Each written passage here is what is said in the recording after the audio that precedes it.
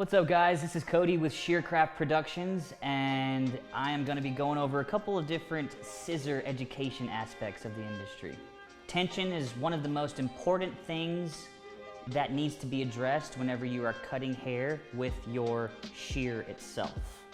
Now, there's a lot of different hardwares that are on shears. This specific hardware is a dimple system. We have two dimples on the shear and two divots that go straight in, and this is an actual clicking system that tensions that scissor. Now, you can have the sharpest shear in the world, but if it is not tensioned properly, then it is just going to fold hair whenever you're gonna cut. You can go in for that one length, and if it's not tensioned properly, like I said, it is going to fold that hair and not cut it at all. Now, the main thing whenever you are addressing the tension of a scissor is a three-step process. Number one, you need to make sure that that scissor is straight up in the air. Number two, you need to lift that thumb blade as high as it can go.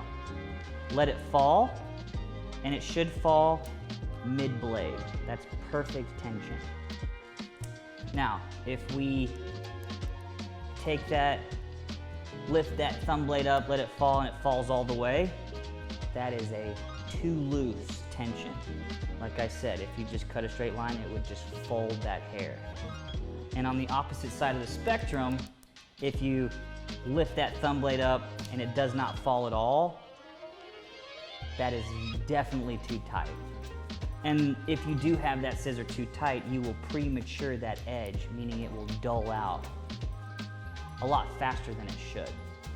So last is the perfect tension. Lift that thumb blade up, let it fall, and it should fall mid-blade. Perfect. You're gonna have a clean cut every time.